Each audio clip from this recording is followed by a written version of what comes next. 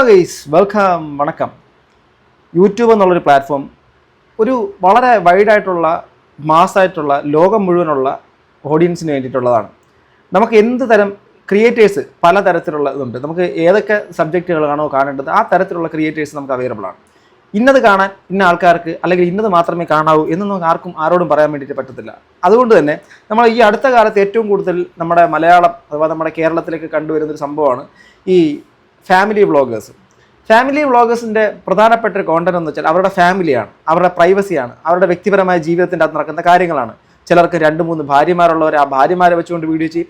അവരുടെ ഭാര്യമാർക്കെല്ലാം വേറെ വേറെ ചാനലുകളുണ്ടായിരിക്കും. വേറെ ചിലരാണെങ്കിൽ അവരുടെ കുടുംബത്തിൻ്റെ അകത്ത് നടക്കുന്ന എന്നയ്ക്ക് അത് സംഭവിച്ചു, എനിക്കിത് സംഭവിച്ചു, എൻ്റെ കുടുംബത്തിൻ്റെ അകത്ത് അങ്ങനെ സംഭവിച്ചു. വേറെ ചില ആൾക്കാരാണെങ്കിൽ എൻ്റെ ഭാര്യയ്ക്ക് അവീത ബന്ധം ഉണ്ടായിരുന്നു, ഞാൻ കയ്യോടെ പൊക്കി ആ ജാരനെ കണ്ടുപിടിച്ചു, അവസാനം ഞാൻ കളിക്കൂട്ടുകാരനാണ്, പ്രാങ്കാണ് എന്നൊക്കെ പറയുന്നത് കാണുന്നു. ഇങ്ങനെ നിരവധി അനവധി മറ്റുള്ള കാര്യങ്ങൾ, എളിമ, വിനയം, മറ്റത് മറിച്ചത്, അതിഭാവുകത്വങ്ങൾ പലതും കുടുംബത്തിൻ്റെ മുഴുവൻ കാര്യങ്ങളും പബ്ലിക്കായിട്ട് കാണിക്കുന്നു. നിങ്ങൾക്കും ഈ കാണുന്ന എനിക്കും ഒക്കെ കുടുംബങ്ങളുണ്ട്. ഇതിനകത്ത് നമുക്ക് പല ആൾക്കാർക്കും എന്തുകൊണ്ട് നമ്മളിത് കാണിക്കുന്നില്ലെന്ന് ചോദിച്ചു കഴിഞ്ഞാൽ നമുക്ക് ഏറ്റവും വളരെ വലുത് കുടുംബമായതുകൊണ്ടാണ് നമ്മൾ ആ കുടുംബത്തിൻ്റെ പബ്ലിക്കിലേക്ക് ജഡ്ജ് ചെയ്യാൻ വേണ്ടിയിട്ട് ഇട്ട് കൊടുക്കാതിരിക്കാൻ വേണ്ടി നമ്മൾ കാണിക്കാത്തത്. ബട്ട് അത് കാണിക്കുന്നവരുടെ കാര്യം തെറ്റാണോ എന്ന് ചോദിച്ചാൽ ഒരിക്കലും തെറ്റൊന്നുമല്ല. ബിക്കോസ് അത് കാണാനൊരു വലിയൊരു ഓഡിയൻസ് ഉണ്ട്. മറ്റാളുടെ ജീവിതം തന്നെയാണ് നമ്മൾ എല്ലാവരും കണ്ടുകൊണ്ടിരിക്കുന്നത്, ഇല്ലെന്ന് പറയാൻ പറ്റും. എത്ര വലിയ സംഭവം, സാമൂഹികമായ മറ്റത് മറിച്ചതെന്നൊക്കെ എല്ലാവരും വലിയ കഥ പറഞ്ഞാലും എല്ലാവരും മറ്റുള്ളവരുടെ ലൈഫുകളിലേക്കുള്ള കാര്യങ്ങൾ അറിയാനും അറിഞ്ഞുകൊണ്ടിരിക്കാനൊക്കെ ശ്രമിക്കുന്നവർ തന്നെയാണ്. നമ്മളൊരു സാമൂഹിക ജീവിയാണ്, നമ്മൾ കൂട്ടമായിട്ട് ജീവിക്കുന്നവരാണ്. പല സ്ഥലങ്ങളിലാണെങ്കിലും അറിയാനും അതാണ് എഴുത്തുകളാണെങ്കിലും വായനകളാണെങ്കിലും എല്ലാം അങ്ങനെയല്ലേ, മറ്റു മനുഷ്യരെക്കുറിച്ച് അറിയുക എന്നുള്ളത് തന്നെയാണ്. അതിനെക്കാട്ടും വലിയ സംഭവങ്ങളൊന്നും വേറൊന്നുമില്ല. അതിൻ്റെ ഒരു മെയിൻ സംഭവമാണ് ഈ ഒരു ഫാമിലി വ്ളോഗേഴ്സിൻ്റെ പരിപാടിയും. സോ അതുകൊണ്ട് അവർക്കൊരു ഓഡിയൻസ് ഉണ്ട്, അവർ ചെയ്യട്ടെ. ഇവിടെ ഇപ്പോൾ ഇത്രയും വലിയൊരു മുഖവരി ഇടേണ്ടി വന്നത് നമ്മൾ വളരെ വേദനയോടുകൂടിയാണ്. കഴിഞ്ഞ ഒരു രണ്ട് ദിവസം മുമ്പ് ഒരു 3-4 ദിവസം അല്ലേ, ടി ഫാമിലി എന്ന് പറയുന്ന ആ കപ്പിൾ, അവരുടെ ഒരു കുഞ്ഞ് ജനിക്കുന്നു. ആ കുഞ്ഞ് ജനിക്കുന്ന സമയത്ത് തന്നെ അത് മരണപ്പെടുന്നു. ആ ഒരു വേദനയോടുകൂടി ആ കുഞ്ഞിൻ്റെ അച്ഛൻ വന്ന് സംസാരിക്കുന്നു. പക്ഷേ അയാൾ അതിൽ കുറേ വിമർശനങ്ങളൊക്കെ ഏറ്റുവാങ്ങുന്നു. അതിനുശേഷം അദ്ദേഹം റീസെൻ്റ്ലി അഥവാ ഇന്ന് തന്നെ ഏതാണ്ട് 4 മണിക്കൂറിന് മുമ്പ് അദ്ദേഹത്തിൻ്റെ ചാനലിൽ ഒരു വീഡിയോ വന്നിട്ടുണ്ട്. വളരെ വേദനാജനകമായിട്ട് വിഷമത്തോടു കൂടിയാണ് അയാൾ ആ വീഡിയോ ചെയ്യുന്നത്. ആദ്യം ആ വീഡിയോക്കകത്തുള്ളൊരു കമൻറ്റ് വായിക്കാം, എന്നിട്ട് ആ വീഡിയോയിലേക്ക് പോകാം. കമൻറ്റ് ഇങ്ങനെയാണ്: ഗർഭിണിയാണെന്ന് അറിഞ്ഞ ഉടനെ അൽഹംദുലില്ലാ പറയുക, വാർത്ത യൂട്യൂബിൽ അറിയിക്കാതിരിക്കുക എന്നുള്ളതാണ്. അതായത് അൽഹംദുലില്ലാ പറയുക, പക്ഷേ ആ വാർത്ത യൂട്യൂബിൽ അറിയിക്കാതിരിക്കുക എന്നുള്ളതാണ്. ഈ കമൻ്റ് ഇട്ട ആൾ പറഞ്ഞത് ചിലപ്പോൾ അവരുടെ യുക്തിക്ക് ശരിയായിരിക്കാം. ബട്ട് ഈ വ്യക്തിയെ സംബന്ധിച്ചിടത്തോളം അയാളൊരു യൂട്യൂബിൻ്റെ അകത്ത് ഫാമിലി വ്ളോഗ് ചെയ്യുന്ന ഒരാളായതുകൊണ്ട് ചെയ്യുന്നൊരു തെറ്റാണെന്ന് എനിക്ക് പറയാൻ വേണ്ടിയിട്ട് കഴിയത്തില്ല. അയാളെ കാണുന്ന അല്ലെങ്കിൽ അറിയുന്ന ഈ ഗർഭകാലത്തുള്ള കാര്യങ്ങളെല്ലാം പബ്ലിക്കിനെ അറിയിച്ച് ആ സമയത്തുള്ള ആൾക്കാർ നിരന്തരമായിട്ട് ചോദിക്കുന്നതിന് മറുപടിയായിട്ട് വീഡിയോ ഇട്ടിട്ടുള്ളതാവാം. ബട്ട് അന്നത്തെ ഒരു കാര്യം അനവസരത്തിലായിപ്പോയത് എനിക്ക് ഇപ്പോഴും ഒരു ഇതുണ്ട്. കുറ്റമായിട്ട് ഞാൻ പറയത്തില്ല, കാരണം ഓരോരുത്തർ വ്യക്തികളുടെ വേദനയില്ലാതെ ഞാൻ കയറി വീണ്ടും കുറ്റപ്പെടുത്തുന്ന ഒട്ടും ശരിയില്ലാത്തതുകൊണ്ട്. അതിൻ്റെ താഴത്ത് വന്ന കമൻറ്റുകളാണ്: യൂട്യൂബിൽ അറിയിച്ചത് കൊണ്ടാണോ അവരുടെ കുഞ്ഞിന് നഷ്ടപ്പെട്ടത്? അങ്ങനെയാണെങ്കിൽ എല്ലാ യൂട്യൂബർമാരുടെ കുഞ്ഞുങ്ങൾ മരണപ്പെടുകയാണോ? എന്തെങ്കിലും പറഞ്ഞ് ഓരോരുത്തരുടെ സങ്കടപ്പെടുത്തണോ?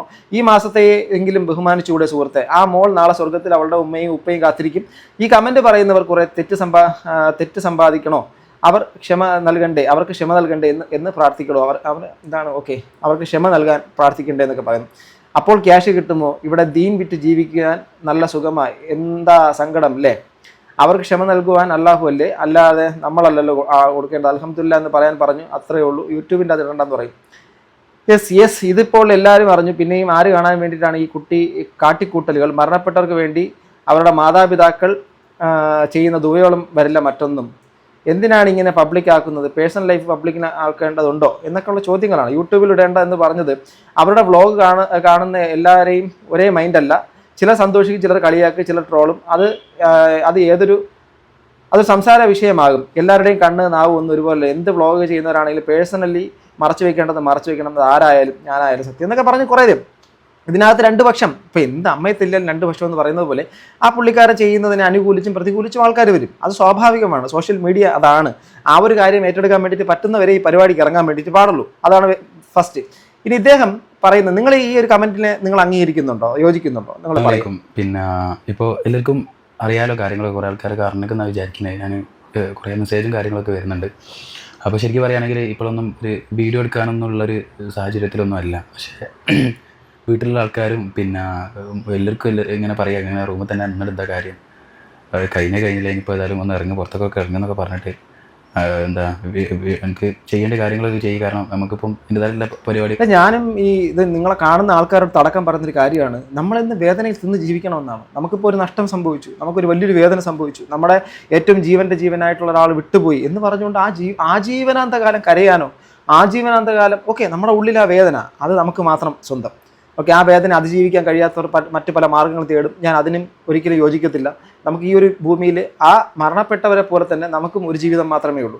ആ ജീവിതം നിങ്ങൾക്ക് എവിടെയാണോ എൻ്റെ ആ ദിവസം വരെയും പരമാവധി നിങ്ങളെ സന്തോഷിപ്പിക്കാൻ വേണ്ടിയിട്ട് മുന്നോട്ട് പോവുക. ജീവിതം അൺപ്രഡിക്റ്റബിൾ ആയിരിക്കുന്ന സമയത്ത് നമ്മൾ എപ്പോഴും കുറ്റപ്പെടുത്തും, എന്തുവാ ഞാൻ ഒന്നും ചിന്തിക്കുന്ന നടക്കുന്നില്ല, എൻ്റെ ജീവിതം മാത്രം എന്താ ഇങ്ങനെ ആയിപ്പോയത്. ഞാൻ ഒരു കാര്യം പറയട്ടെ, ഈ ലോകത്തിൽ ഒരു മനുഷ്യൻ്റെ ജീവിതം പ്രഡിക്റ്റബിൾ ആയിട്ട് നടക്കുന്ന കാര്യമല്ല. അടുത്ത നിമിഷം എന്ത് നടക്കും എന്നുള്ള കാര്യം പ്രഡിക്റ്റ് ചെയ്തിട്ടുള്ള ആൾക്കാരുമല്ല. അങ്ങനെയാണെങ്കിൽ മറ്റേ ആഴക്കടലിലേക്ക് മുങ്ങിക്കപ്പലിൽ പോയ ആൾക്കാരൊക്കെ ബില്യണേഴ്സൊക്കെയാണ്. അവർ ആ ഒരു സംഭവം അന്തർവാഹിനി മറ്റേ ഇതുണ്ടല്ലോ, അത് പോയാൽ പേരും മറന്നുപോയി. ഓക്കെ, അതിനകത്ത് കോടീശ്വരനും അദ്ദേഹത്തിൻ്റെ മകനൊക്കെയാണ് പോയത്. അതുപോലെ ആ കമ്പനിയുടെയൊക്കെ CEO ഒക്കെ അതിനകത്ത് പോയത്. സോ മരണപ്പെട്ടില്ലേ? അതുകൊണ്ട് അതിലൊന്നൊരു കാര്യമൊന്നുമില്ല, എന്തും എപ്പോഴും സംഭവിക്കാം. അത് മറ്റേ തക്ഷകൻ്റെ കഥ പറഞ്ഞ പോലെയാണ്. അവസാനം ഇനി മരണത്തിനെ പേടിച്ചിട്ട് വലിയൊരു ഒറ്റ തൂണിൻ്റെ ഇതിൻ്റെ മേളിൽ പോയിട്ട് ഒരു കൂട് കെട്ടി അതിൻ്റെ അകത്ത് താമസിച്ചിട്ടും അവസാനം വന്നത് കൊല്ലുന്നു എന്ന് പറയുന്നത് ഒരു സാഹിത്യത്തിൻ്റെ ഭാഗമായിട്ട് പറഞ്ഞെന്നുള്ളേ ഉള്ളൂ. സത്യമല്ലേ? അത് ആർക്ക് സംഭവിക്കാം, അത്രേ ഉള്ളൂ. അല്ലാതെ ഇപ്പം വേദന തിന്ന് തന്നെ ജീവിക്കണം, എന്നിട്ട് കാണിക്കുന്ന നാണമുണ്ട് ഉളുപ്പുണ്ടോ എന്നൊന്നും ആരോടും അങ്ങനെ പറയേണ്ട കാര്യമില്ല. അവനവൻ്റെ വേദന അവനവൻ്റെ സ്വന്തമാണ്. അത് എങ്ങനെ എക്സ്പ്രസ് ചെയ്യണമെന്ന് തീരുമാനിക്കേണ്ടത് അവനവൻ്റെ മാത്രം ഒരു ഔചിത്യ ബോധമാണ്, അത്രേ ഉള്ളൂ. ചിലവുകളും കാര്യങ്ങളൊക്കെ അല്ല, അപ്പോൾ അതൊക്കെ നടന്നുകൊണ്ടേ അങ്ങനെയൊക്കെ പറഞ്ഞിട്ട് ഇപ്പോൾ എങ്ങനെ സംസാരിക്കണമെന്ന് എനിക്ക് അറിയില്ല, എന്ത് പറയണമെന്നൊന്നും എനിക്ക് അറിയില്ല. അങ്ങനത്തെ ഒരു സാഹചര്യത്തിലാണ് പെട്ടത്. അപ്പോൾ കുറേ ആൾക്കാർ മെസ്സേജ് അയച്ച് ചോദിക്കേണ്ടത് എന്താണ് സംഭവിച്ചത്, അങ്ങനെയൊക്കെ മെസ്സേജൊക്കെ അയച്ച് ചോദിക്കുന്നുണ്ട്. അപ്പോൾ ഓൾക്ക് കുറച്ച് കാര്യങ്ങളെങ്കിലും ഒരിടത്ത് പറയേണ്ടതായിട്ടുണ്ടാവും. കാരണം പോലും നമ്മൾ ഇഷ്ടപ്പെടുന്ന ആൾക്കാരാകുമല്ലോ. അപ്പോൾ ഓൾക്ക് ഇത് അറിയാൻ താല്പര്യം ഉണ്ടാവും, ഇത് പറയാനുള്ള കടമ നമുക്കുണ്ടാവും. അപ്പോൾ അവർക്ക് വേണ്ടിയിട്ടാണ് ഞാനിപ്പോൾ ശരിക്കും പറയുകയാണ് ഈ കാര്യം പറയുന്നത്. അയാൾ വ്യക്തമായിട്ട് പറയുന്നുണ്ട്. അയാളുടെ വീഡിയോയിലൂടെ അയാളുടെ ഈ കാര്യങ്ങൾ തിരക്കാനും അറിയാനും ഒരുപാട് ആൾക്കാരുണ്ട്. അവർ ഇൻസ്റ്റാഗ്രാമിനകത്തൊക്കെ ഇവർ ശരിക്കും പറഞ്ഞാൽ ഒത്തിരി ഇവർക്കും ഫാൻസൊക്കെ ഉണ്ടാവും. അപ്പം അവരെ ആൾക്കാർ അറിയാനുള്ള താല്പര്യത്തിന് അയാൾ അറിയുന്നു. അത് തെറ്റാണോ അവിടെ? ഇതിപ്പോൾ ഈ വ്യക്തി മാത്രമാണ് ഈ ഫാമിലി വ്ളോഗ് ചെയ്യുന്നത്. ഒരു വിധം മാന്യത ഇയാൾ കൊടുക്കുന്നു വേണം ഞാൻ പറയാം.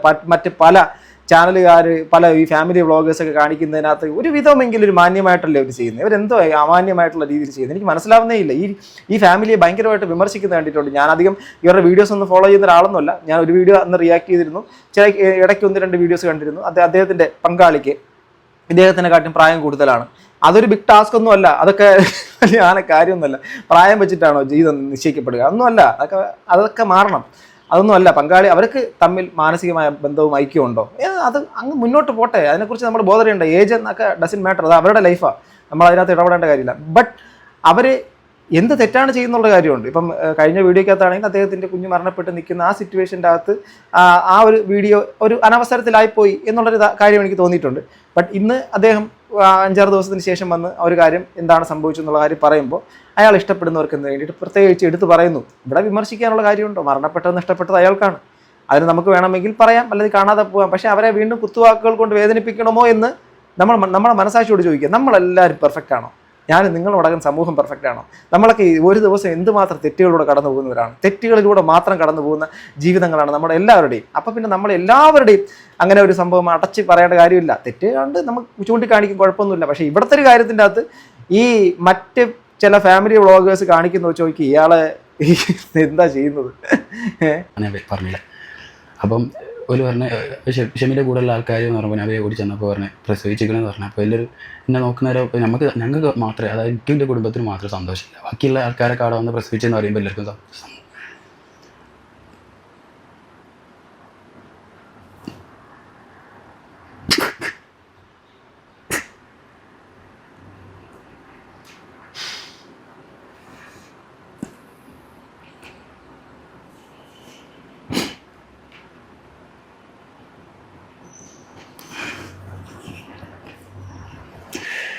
അപ്പോൾ ഇതിങ്ങനെ പറഞ്ഞു തീർക്കും എനിക്കറിയില്ല. അപ്പോൾ അങ്ങനെയൊക്കെ ആയി പ്രസവിച്ചെന്ന് പറഞ്ഞ് ഞാനത് പ്രസവിച്ച് നോക്കുമ്പോൾ സാധാരണ ഒരു കുട്ടി, ഞാൻ വിചാരിച്ചില്ല അങ്ങനെ ഒരു കുട്ടിയാവുമെന്ന് വിചാരിച്ചില്ല. സാധാരണ നമുക്ക് അങ്ങനെ ഫീലിങ്സോ അങ്ങനെയൊന്നും ഞാൻ വിചാരിക്കില്ല. അങ്ങനെ ബേജാറൊക്കെ ഉണ്ടെങ്കിലും ഞാൻ കയറി കഴിഞ്ഞപ്പോൾ സാധാരണ ഒരു കുട്ടി ഇങ്ങനെ ചെറുക്കണം. ഇപ്പം പുള്ളിയുടെ ഇപ്പോൾ ഈ കരച്ചിൽ ചിലപ്പം ശരിക്കും ആൾക്കാർ ചിലപ്പോൾ ട്രോളാനുള്ള സാധ്യതയൊക്കെ വളരെ കൂടുതലാണ്. കുഞ്ഞ് മരിച്ചതിന് ശേഷം ക്യാമറ ഓണാക്കി വെച്ചിരുന്നിട്ട് വന്നിരുന്ന് കരയുന്നോ നിങ്ങൾക്ക് കട്ട് ചെയ്തുകൂടെ എന്നുള്ളൊരു കാര്യം. ഞാൻ മനസ്സിലാക്കുന്നത് ഈ ഇൻസ്റ്റഗ്രാമിൻ്റെ റീലുകളൊക്കെ തുറന്നു കഴിഞ്ഞാൽ സ്വന്തം ലൈഫിൻ്റെ അകത്തുള്ള ഇമോഷൻ എന്ന് പറഞ്ഞ് കരയുന്ന ഒരുപാട് പേരുടെ വീഡിയോസ് കാണാൻ പറ്റും. ആ വീഡിയോയുടെ കമൻറ്റ് ബോക്സിൻ്റെ അകത്ത് മൊത്തം മോർ പവർ ടു യു, എന്താണ് ബി പോസിറ്റീവ് എന്നൊക്കെ പറഞ്ഞിട്ട് ഒരു ആയിരക്കണക്കിന് കമൻറ്റുകളൊക്കെ അതിൻ്റെ താഴെ വരും. അവർ പറയുന്നത് ഞങ്ങളുടെ ലൈഫിൻ്റെ അകത്തുള്ള കണ്ണുനീര് ഞങ്ങൾ എന്തിന് നിങ്ങളെ മറച്ചു വയ്ക്കണം, എൻ്റെ ലൈഫ് നിങ്ങൾ കാണുന്നതല്ലേ എന്ന് ചോദിച്ചിട്ടൊക്കെയാണ് അതിനകത്ത് പറയുന്നത്. ലൈഫിനകത്തുള്ള മിസറബിൾ തിങ്സ് ആണെങ്കിലും സന്തോഷമുള്ള മൊമെൻറ്റ്സ് ആണെങ്കിലും കാണിക്കണോ വേണ്ടോ എന്നുള്ള കാര്യം നിങ്ങളുടെയും എൻ്റെയൊക്കെ ചോയ്സാണ്. അത് കാണിക്കണോ വേണ്ടതെന്ന്. ബട്ട് വൺസ് ഒരാളത് പബ്ലിക്കിൻ്റെ മുമ്പിൽ കാണിച്ചിട്ടുണ്ടെങ്കിൽ ഒരു കോസ് ഉണ്ടാവാം. ഇപ്പോൾ ഇവിടെ ഈ പുള്ളിക്കാരൻ്റെ അന്നത്തെ വീഡിയോയ്ക്കകത്ത് ഇപ്പം ഒരു മൾട്ടി ഡയമെൻഷണൽ പരിപാടിയാണ്. അന്നത്തെ വീഡിയോയ്ക്കകത്ത് ആളുടെ കുഞ്ഞ് മരണപ്പെട്ടത് അന്ന് പുള്ളിക്കാരൻ്റെ ആ ഇതിനകത്ത് ഒരു തുള്ളി കണ്ണുനീര് പോലും വന്നില്ലല്ലോ എന്ന് ആഗ്രഹിച്ചവരായിരിക്കാം ഇന്ന് ഈ പുള്ളിക്കാരൻ കരയുമ്പോൾ ചിലപ്പോൾ കളിയാക്കാൻ സാധ്യതയുള്ളതും കുറ്റപ്പെടുത്താൻ സാധ്യതയുള്ളതും.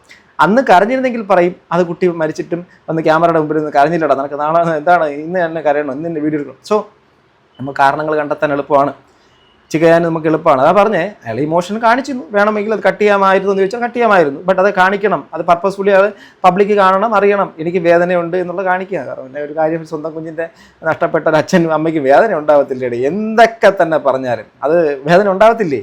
ഇതിന് മാത്രം നമ്മൾ മൃഗങ്ങളാണോ? കുറേ ആൾക്കാർക്ക് അഭിപ്രായ വ്യത്യാസം ഉണ്ടാകും കേട്ടോ. ഞാൻ ഈ ഒരു കാര്യം പറയുന്നത് ഞാൻ ആരെയും കുറ്റപ്പെടുത്തി, ഇപ്പോൾ വ്യൂവേഴ്സിനെ കുറ്റപ്പെടുത്തിയിട്ടുമല്ല, അവരെ കുറ്റപ്പെടുത്തിയിട്ടുമല്ല, നമ്മൾ ആരെയും അങ്ങനെ, അതായത് ഈ ഒരു കാര്യങ്ങളുടെ അകത്ത് കാരണം നഷ്ടം അവർക്കാണ്, നഷ്ടപ്പെട്ടത് അവർക്കാണ്.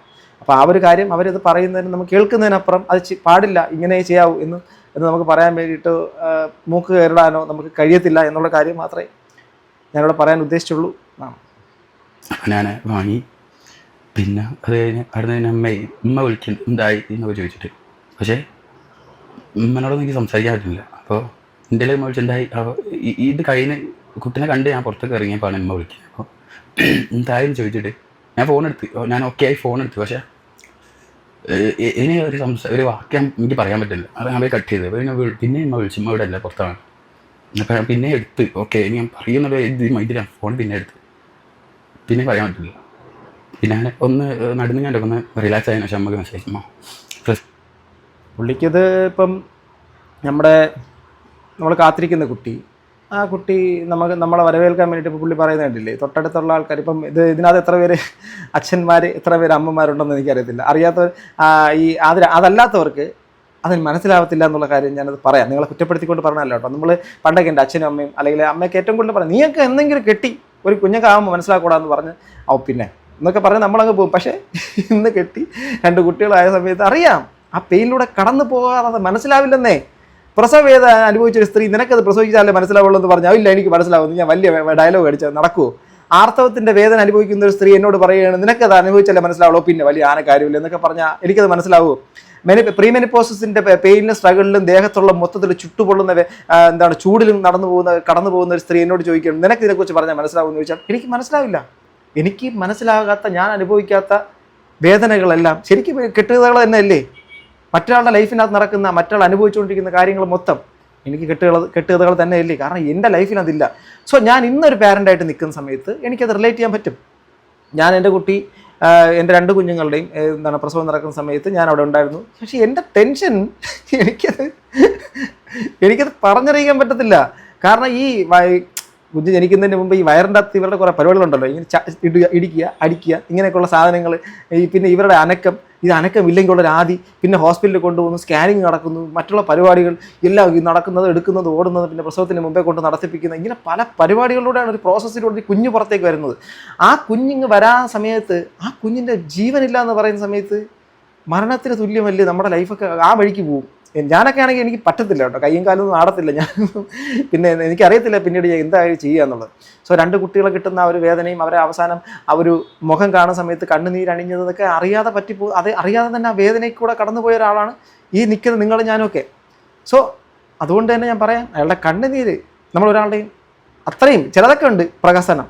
ഇതൊരു പ്രഹസനമായിട്ടൊന്നും എനിക്ക് തോന്നുന്നില്ല. നിങ്ങൾക്ക് അങ്ങനെ തോന്നിയോ? നിങ്ങൾക്ക് തോന്നിയാൽ നിങ്ങൾക്ക് പറയാം. കാരണം നിങ്ങൾ ഇവരെ കുറേ കാലം കൊണ്ട് കാണുന്നവരായിരിക്കും. ഞാൻ ചിലപ്പോൾ 2-3 വീഡിയോ മാത്രം കണ്ടിട്ടുണ്ടായിരിക്കും. ചിലപ്പോൾ നിങ്ങൾക്ക് ആധികാരികമായിട്ട് പറയാൻ കഴിയും.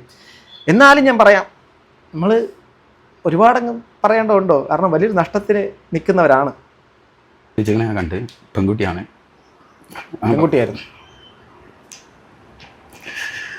അത് കഴിഞ്ഞ് പിന്നെ ഈ ഡെലിവറിയുടെ അകത്തുള്ളൊരു കോംപ്ലിക്കേഷൻ എന്ന് വെച്ചാൽ അദ്ദേഹത്തിൻ്റെ വൈഫിൻ്റെ പ്രായം. 40-45 ഒക്കെ പറയുന്നു. ഓക്കെ, ഇനി 40-40+ ആണ്. 40+ എന്ന് പറഞ്ഞാൽ അന്നത്തെ വീഡിയോയിലും പറഞ്ഞു, പ്രീ മെനിപ്പോസിസ്, അഥവാ നമ്മുടെ ആർത്തവിരാമത്തിന് തൊട്ടടുത്ത് അടുപ്പിച്ച് പോയിക്കൊണ്ടിരുന്ന ഒരു സ്ത്രീയുടെ ഫെർട്ടിലിറ്റി നഷ്ടപ്പെടുന്ന ഒരു സമയത്തിലേക്ക് എത്തുന്നതാണ്. അപ്പം മെനിപ്പോസിസ് അഥവാ ആർത്തവിരാമം സംഭവിക്കുന്നതിന് തൊട്ട് മുമ്പുള്ള അവരുടെ ബോഡിക്കകത്ത് വരുന്ന ഹോർമോണൽ ഇംബാലൻസ് തന്നെ ഭീകരമാണ്. ഒരു അത്യാവശ്യം ഇച്ചിരി ശരീരഘടനയൊക്കെ ഉള്ള സ്ത്രീകളാണെങ്കിൽ അതിനകത്ത് എന്താണ് ഒരുപാട് തരത്തിൽ ഫൈബ്രോയിഡിൻ്റെ ഇഷ്യൂസ് ഉണ്ടാവാം, സിസ്റ്റ് ഉണ്ടാവാം, മറ്റ് പല കാര്യങ്ങളൊക്കെ ഉണ്ടാവും. ഇങ്ങനെ ഇതെല്ലാം കോംപ്ലിക്കേഷൻസും കൂടെ കടന്നുപോയി ഹോർമോണൽ ഇംബാലൻസ് ഒക്കെ വന്ന് ബോഡിക്കകത്ത് പലതരത്തിലുള്ള പ്രശ്നങ്ങളൊക്കെ കടന്നുപോയി അതിനുശേഷം ഇവർ അതിൻ്റെ പുറമെ ഒരു പ്രഗ്നൻസിയും കൂടെ ഏറ്റെടുക്കുന്ന സമയത്ത് ആ സ്ത്രീക്ക് ശരിക്കും പറഞ്ഞാൽ കൂനിന്മേൽ കുരു എന്നുള്ളൊരവസ്ഥയാണ്. ശരിക്കും ഇവരിത് ആലോചിച്ചിട്ട് വേണം ഇനിയൊരു പ്രഗ്നൻസിക്ക് തയ്യാറെടുക്കാൻ എന്ന് എനിക്ക് പറയാനുള്ളൂ. അതിനുള്ള സാധ്യതയുണ്ടോ, അതിന് ആ സ്ത്രീക്ക് വല്ലതും ബാധിക്കാൻ സാധ്യതയുണ്ടോ? ഇപ്പോൾ കുഞ്ഞിൻ്റെ കാര്യത്തിൻ്റെ അകത്ത് ഇങ്ങനെ സംഭവിച്ചു, ബട്ട് ഇതിനി കൂടുതൽ ഇനിയും ഇങ്ങനെയുള്ള സാധ്യത വന്നു കഴിഞ്ഞാൽ ആ സ്ത്രീ അത് എത്രമാത്രം അഫക്റ്റ് ചെയ്യും അല്ലേ? പോസ്റ്റ് പാർട്ടം ട്രോമ, അത് മറ്റൊരു കണ്ടീഷനാണ്. അങ്ങനെ പലതും വരാം. നമ്മൾ മനുഷ്യരാണ്, നമുക്കെല്ലാം കൺട്രോൾഡ് ആണെന്നൊക്കെ നമ്മൾ പറയും. പക്ഷേ സംടൈംസ് നമ്മുടെ ഇമോഷൻസ് നമുക്ക് കൺട്രോൾ ചെയ്യാൻ പറ്റത്തില്ല. സോ അതൊക്കെ അറിഞ്ഞും കണ്ടും വേണം ആ സ്ത്രീയെ ഇനിയൊരു ഇതിലേക്കൊക്കെ എത്താൻ നിങ്ങൾ ശ്രമിക്കുകയാണെങ്കിൽ. ഓക്കെ, ഇതൊക്കെ കണ്ടും മനസ്സിലാക്കണം. എനിക്കൊരു റിക്വസ്റ്റ് മാത്രമാണ്, നിങ്ങളുടെ ലൈഫാണ്, ഒരിക്കലും ഞാനത് ഞാൻ പറയത്തില്ല.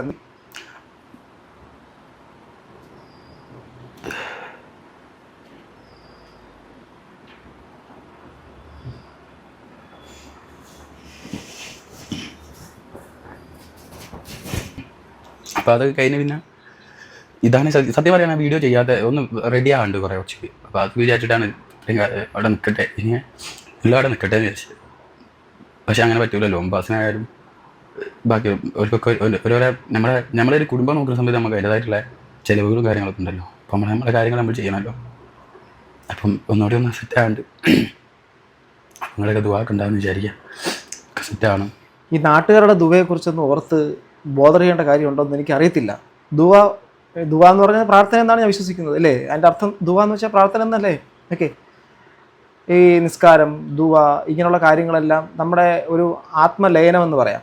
ആത്മാവ് നമ്മളെ സൃഷ്ടിച്ച ഒരാളെന്ന് പറയുന്ന ആ വ്യക്തിയുമായിട്ട് വിലയം പ്രാപിക്കുന്ന, അല്ലെങ്കിൽ അവരുമായിട്ട് താതാത്മ്യം പ്രാപിക്കുന്ന, നമ്മുടെ ആത്മാവിനെ അതുമായിട്ട് കണക്ട് ചെയ്യുന്ന ഒരു പ്രോസസ്സാണ്. അത് എല്ലാ മതങ്ങളിലും ഉണ്ട്. ഇത് നമ്മുടെ ഇസ്ലാമിലല്ല, മറ്റുള്ള മതങ്ങൾക്കും ആ ഒരു കാര്യങ്ങളുണ്ട്. എല്ലാം അങ്ങനെയാണ്. വിശ്വാസം നല്ലതിനാണ്. ഞാൻ എപ്പോഴും പറയുന്നത് വിശ്വാസം നല്ലതിനാണ്. മറ്റൊരാളെ ദ്രോഹിക്കാതെ, മറ്റൊരാളെ ചങ്ങലപ്പൂട്ടിനകത്ത് ആക്കാതിരിക്കുന്നിടത്തോളം കാലം വിശ്വാസം നല്ലതാണ്. എന്ത് തന്നെയാണെങ്കിലും ഒരു ഹോപ്പ്, അത്രേ ഉള്ളൂ. സോ നമ്മളെ കാണുന്ന ആൾക്കാരുടെ ദുവ, അല്ലെങ്കിൽ നമ്മളെ കാണുന്ന ആൾക്കാരുടെ പ്രാർത്ഥന, അതൊന്നും ശരിക്കും പറഞ്ഞാൽ നമ്മളിലേക്ക് എത്തുമോ? ഓക്കെ, നല്ലതാണ്, അതൊക്കെ നല്ലതാണ്. ബട്ട് ചെയ്യേണ്ടത് നമ്മളാണ്. എന്ത് കാര്യം, ഇപ്പോൾ എൻ്റെ കുട്ടി എന്തെങ്കിലും, അല്ലെങ്കിൽ ഇപ്പോൾ ഞാൻ പെട്ടെന്നൊരിടത്ത് ആക്സിഡൻറ്റിലോ അല്ലെങ്കിൽ മറ്റുള്ള സംഭവങ്ങളോ എനിക്ക് എന്തെങ്കിലും സംഭവിച്ചു എന്ന് വിചാരിക്കുക. അവിടെ എനിക്ക് ബോധം ഉണ്ടെങ്കിൽ, അവിടെ ആൾക്കാർ കൂടിയിട്ടില്ലാത്തൊരു സ്ഥലത്താണ് ഞാനെങ്കിൽ, അവിടെ എനിക്ക് ചെറിയ ബോധം ഉണ്ടെങ്കിൽ എൻ്റെ കയ്യിൽ ഫോൺ എടുത്ത് വിളിക്കേണ്ടതും അതിനെ പോലീസിനോ മറ്റുള്ള സ്ഥലങ്ങളിലേക്ക് എനിക്ക് മെസ്സേജ് പാസ് ചെയ്യാനുള്ള ആ ഒരു ധൈര്യം ചെയ്യേണ്ടത് ഞാനാണ്. അവിടെ എനിക്ക് ദൈവം വന്ന്, അല്ലെങ്കിൽ ഈ പറഞ്ഞ പ്രാർത്ഥനയുള്ള ആൾക്കാർ വന്ന് ചെയ്തിട്ടൊന്നുമില്ല. വലിയൊരു ആക്സിഡൻറ്റ് നടന്നു, ആക്സിഡൻറ്റിൽ നിന്ന് വ്യക്തി രക്ഷപ്പെട്ടതിന് ശേഷം ദൈവം രക്ഷിച്ചു. അത് അങ്ങനെയാണോ? ആ ദൈവമാണോ രക്ഷിച്ചത്? നിങ്ങൾ രക്ഷപ്പെട്ടു. ദൈവത്തിനെ ഞാൻ കുറ്റപ്പെടുത്തുന്നതല്ല. ദൈവം എന്നുള്ള സാധനം നിങ്ങളുടെ ഇഷ്ടം. ബട്ട് ഞാൻ പറയുന്നത്, നമ്മൾ കുറേയൊക്കെ, ഇപ്പം ഞാനൊരു വണ്ടി റോങ് സൈഡിൽ കൊണ്ടുപോയി ഞാൻ കൊണ്ടിടിച്ചിട്ട് ദൈവത്തിനെ കുറ്റപ്പെടുത്താൻ പറ്റും? അത് എൻ്റെ മിസ്റ്റേക്ക് അല്ലേ? എൻ്റെ അശ്രദ്ധയല്ലേ? അവിടെ ജീവൻ നഷ്ടപ്പെട്ടു, അത് ദൈവം എടുത്തതാണോ? എൻ്റെ മിസ്റ്റേക്ക് കാരണം മറ്റൊരുത്തൻ്റെ ജീവൻ നഷ്ടപ്പെട്ടു, അത് ദൈവത്തിന് അതിനകത്ത് യാതൊരു പങ്കുമില്ല. അതുപോലെ തന്നെയാണ് ഇതും. നമ്മുടെ ലൈഫിൻ്റെ അകത്ത് നടക്കുന്ന ഓരോ കാര്യങ്ങളുടെ അകത്തും പ്രാർത്ഥനകളും മറ്റുള്ള കാര്യങ്ങളൊക്കെ നല്ലത്, മനസ്സമാധാനത്തിനും നിങ്ങളുടെ ജീവിതത്തിനും നല്ലത്. പക്ഷേ അത് മറ്റുള്ളവർ പ്രാർത്ഥിച്ചെന്ന് പറഞ്ഞുകൊണ്ട് നമ്മുടെ ജീവിതത്തിൽ മാറ്റം വരുമെന്നോ, മറ്റുള്ളവരുടെ പ്രാർത്ഥന നമ്മുടെ ജീവിതത്തിന് ഒത്തിരി ചേഞ്ച് ആക്കുമെന്നുള്ളൊരു ചിന്ത, അത് നല്ലതാണെന്ന് ഞാൻ വിശ്വസിക്കുന്നില്ല. വ്യക്തിപരമായിട്ട് വളരെ എക്സ്ട്രീമിസ്റ്റായിട്ട്, വളരെയധികം ഈ പറയുന്ന വിശ്വാസത്തിൻ്റെ ഏറ്റവും പീക്കിൽ പോയിട്ടുള്ള ഒരാളാണ് ഞാൻ. അതുകൊണ്ട് തന്നെ കുറേ അധികം കാര്യങ്ങൾ വായനയിലൂടെയും കുറേ അധികം നല്ല മനുഷ്യരോടുള്ള സംസർഗത്തിലൂടെ, വിവിധ ജാതി, മത, വർഗ, വർണ്ണ, പലതരത്തിലുള്ള ആൾക്കാരോട് കണക്ട് ചെയ്ത് ഞാൻ നിന്നത് ഒരു പൊട്ടക്കിണറ്റിനകത്തായിരുന്നു എന്നുള്ള കാര്യം കുറേ കാലത്തിന് ശേഷം തിരിച്ചറിഞ്ഞു. അവിടെ മുതൽ ഞാൻ എന്നെ ചേഞ്ച് ചെയ്തു, മാറ്റം വരുത്തിക്കൊണ്ടേയിരുന്നു, പരിവർത്തനത്തിൻ്റെ ഭാഗമായി മാറിക്കൊണ്ടിരുന്നു. ആ മാറ്റമാണ് ഒരുപാട് ഇപ്പോഴും മാറിക്കൊണ്ടിരിക്കുന്നു, ഇനിയും മാറാനുണ്ട് എന്ന് ഞാൻ വിശ്വസിക്കുന്ന ഒരാളാണ്. സോ നമ്മൾ തന്നെയാണ് നമ്മുടെ എല്ലാത്തിൻ്റെയും കാരണക്കാരൻ, അല്ലാതെ മറ്റുള്ളവരാരുമില്ല. മറ്റുള്ളവർ നമ്മൾ പ്രാർത്ഥിച്ചെന്ന് പറഞ്ഞുകൊണ്ട്, മറ്റുള്ളവർ നമ്മളെ ഇത് ചെയ്യുന്ന പറഞ്ഞുകൊണ്ട് ഒരു മാറ്റം ഉണ്ടാകും നമ്മുടെ ലൈഫിൽ മാറത്തുമില്ല. ഇനി കമൻറ്റ് ബോക്സ്, നിർത്തിപ്പോടെ പടച്ചവനെ മറന്ന് കളിക്കരുത് എന്നൊക്കെ പറയുന്നു. ഓക്കെ, എടാ നിന്നെ സമ്മതിക്കുന്ന സത്യത്തിൽ നിന്നോട് വളരെയധികം ബഹുമാനം തോന്നുന്നു. തനിക്ക് വൈഫിനേക്കാൾ 10 വയസ്സ് ഇളപ്പമുണ്ട്. എന്നിട്ട് നിങ്ങൾക്കൊരു മോളായി, രണ്ടാമതൊരു കുഞ്ഞ്. ഇത്രയും കാലം താൻ വൈഫിനെ ചതിക്കാതെ കൊണ്ട് നടന്നില്ലേ? അതും ചന്തവും സൗന്ദര്യവുമുള്ള ഭാര്യമാരുണ്ടായിട്ടും കാമുകിമാരെ കൊണ്ട് നടക്കുന്നതുമായുള്ള ഇക്കാലത്ത് നിങ്ങളുടെ വിഷമം കുറയട്ടെ. ഓക്കെ, എന്തിനാ കാര്യം? സ്വർഗത്തിൽ നിങ്ങൾക്കുള്ള മുതൽക്കൂട്ടാണ് ആ കുഞ്ഞു പൈതൽ. പടച്ചോൻ ക്ഷമ തരട്ടെ. ഈ വീഡിയോ കണ്ട് ഒരുപാട് കരഞ്ഞു, നിങ്ങൾ വിഷമിക്കുന്നുണ്ടോ? ഓക്കെ, എന്താ പലതരത്തിൽ. കാരണം ചില ആൾക്കാരെങ്കിലും കുറ്റപ്പെടുത്തുന്നു, ചില ആൾക്കാരെ അദ്ദേഹത്തിനെ ആശ്വസിപ്പിക്കുന്നു. ഒരു ജെന്യൂൻ ആയിട്ടുള്ളൊരു കോസ് അവരുടെ അതിന് വേണ്ടിയിട്ട് അവർ കരയുകയാണെങ്കിൽ, അവർ വേദനിക്കുകയാണെങ്കിൽ, അവർക്കൊന്ന് അവരെ കേൾക്കാൻ ആരെങ്കിലും ഉണ്ടാവണമെന്ന് ആഗ്രഹിക്കുന്ന സമയത്ത് കേൾക്കണം എന്നേ എനിക്ക് പറയാനുള്ളൂ. ആ സമയത്ത് നമ്മൾ കേൾക്കുക. അവിടെ ഒരു ആസ്വാദകനോ അല്ലെങ്കിൽ ഒരു കേൾവിക്കാരനോ ആയിട്ടൊക്കെ മാത്രം മാറുക. അങ്ങനെ മാറുമ്പോൾ ആ വ്യക്തിക്ക് പറയാനുള്ളത് പറയുമ്പോൾ കുറച്ചങ്ങ് ആശ്വാസം കിട്ടട്ടെ. നമ്മളെല്ലാവരും ഇവിടെ നിന്ന് പോവേണ്ടവരാ. ഇവിടെ ആരും സ്ഥിരതാമസക്കാരല്ല. സോ അതുകൊണ്ട് ലൈഫാണ് ഇത്. എന്തായിരുന്നാലും ഈ ഫാമിലി വ്ളോഗേഴ്സിൻ്റെ പല വ്ളോഗിനോട് എനിക്ക് എതിരഭിപ്രായം കാര്യങ്ങളൊക്കെ ഉണ്ട്. പക്ഷേ അവരുടെ പല കോണ്ടന്റുകളോടും ഇതൊക്കെ ഉണ്ടെങ്കിൽ ചില വളരെ വെറുപ്പിക്കുന്ന ഫാമിലി വ്ളോഗേഴ്സിലുള്ള ആൾക്കാർ സംടൈംസ് അവരുടെ ഇമോഷണലി ഭയങ്കര ബ്രേക്ക് ഡൗൺ ആയിട്ടൊക്കെ വന്നിട്ട് സംസാരിക്കുന്ന സമയത്ത് അവരെന്നല്ല ആരും, ചിലപ്പോൾ ഞാൻ ഇന്നലകളിൽ വിമർശിച്ച ആൾ പോലും നാളൊരു സമയത്ത് അവർ വന്നിരുന്നിട്ട് അവരുടെ ലൈഫിൻ്റെ അകത്തുള്ളൊരു പെയിൻഫുൾ ആയിട്ടുള്ളൊരു മൊമെൻറ്റിൽ വന്നാൽ ഞാനത് പരിഹസിക്കാനോ കളിയാക്കാനോ അല്ലെങ്കിൽ വേദനിപ്പിക്കാനോ ഞാൻ ശ്രമിക്കില്ല. ഉറപ്പായിട്ട് പറയാം, ശ്രമിക്കത്തില്ലെന്ന് മാത്രമല്ല, ഒരു കൈ മാനസികമായിട്ട് ഞാൻ അവർക്ക് കൊടുക്കുകയും ചെയ്യും. സോ എന്താണ് നിങ്ങൾക്ക് ഇതിനെക്കുറിച്ചുള്ള അഭിപ്രായം? നിങ്ങളുടെ അഭിപ്രായം താഴെ കമന്റ് ബോക്സിൽ രേഖപ്പെടുത്താം. അടുത്തൊരു വീഡിയോ കാണാം ഗൈസ്. ബൈ.